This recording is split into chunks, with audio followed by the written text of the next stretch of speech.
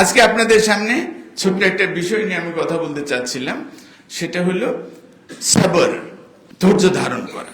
আল্লাহ রাব্বুল আলামিন বলছেন যে তোমরা যদি আল্লাহর কাছে কোনো সাহায্য চেতে চাও, তুমি ঠেকায় পড়ে গেছো, অসুবিধায় পড়ে গেছো, ঝামেলায় পড়ে গেছো, মুশকিলে পড়ে গেছো, সেই সময় আল্লাহ রাব্বুল আলামিনের কাছে তুমি কি করবা?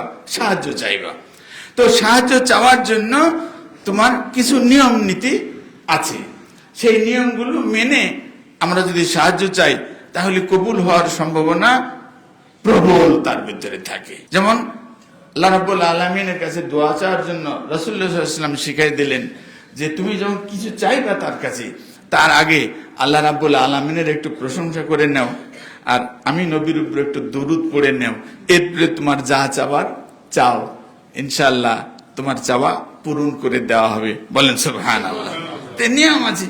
আপনার ঠেকা পড়ছে, আপনার ধান খেতে মাজরা পোকা লেগে গেছে, আল্লাহর কাছে নিশ্চয়ই চাইবেন যে আল্লাহ আমার ধান খেতের মাজরা পোকা তুমি দূর করে দাও।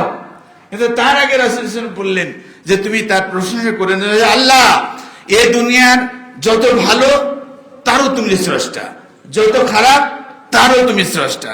যত খারাপ কিছু দেখতেছি, অসুখ বিসুখ দেখতেছি, বিপদ আপদ দেখতেছি, কে দেয়? তুমি দাও। এ রোগ মুক্তি কে দেয়? তুমি করো। রোগ দাও না, সুখে শান্তিতে সমৃদ্ধশালী জীবন যাপন করার তৌফিক তুমি দাও। এসবই তোমার হাতে। আল্লাহ অসুবিধাও তোমার, সুবিধাও তোমার।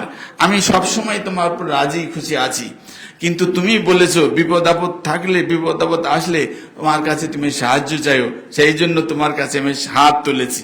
এই যে প্রশংসা করে নিলেন তার। আলহামদুলিল্লাহ রাব্বিল আলামিন ওয়াসসালাতু ওয়াসসালামু আলা রাসূলিল কারীম। এরপরে যে আপনি বলতেছেন আল্লাহ আমার এই সমস্যা আছে, তুমি আমার সমস্যা দূর করে দাও। বলেন সুবহানাল্লাহ। শিখিয়ে দিলেন তিনি এভাবে আমরা চাই। তো কোরআন এখানে বলছে সূরা বাকারায় 216 নম্বর আয়াতে যে ওয়াস্তাইনু বিস-সাবরি ওয়াস-সালাহ ইন্নাল্লাহা মা'আস-সাবিরিন।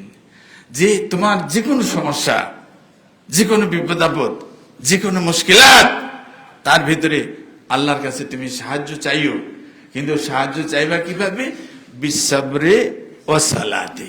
এই দুইটা জায়গায় দুইটা জিনিস উপলক্ষ করে আমার কাছে তুমি চাইও, যে তুমি যে ধৈর্য ধারণ করেছো এটা তার কাছে পেশ করো যে আল্লাহ এই বিপদ দিয়েছে আমি ভেঙে পড়িনি, এই বিপদ দিয়েছে আমি হারিয়ে যাইনি, এই বিপদ দিয়েছে আমি অস্থির হইনি, এই বিপদ দিয়েছে আমি ভেঙে পড়িনি, এই বিপদে আমি তোমার প্রতি বিশ্বাস সামান্যতম ত্রুটি করিনি, এই বিশ্বাস আমার ফাটল ধরেনি। এইরকম একটা প্রমাণ দেওয়ার চেষ্টা করিও। এই চেষ্টার মাধ্যমে তুমি আমার কাছে যখন চাইবা আমি তোমার সাথেই আছি, কাছে আছি। বলেন সুবহানাল্লাহ।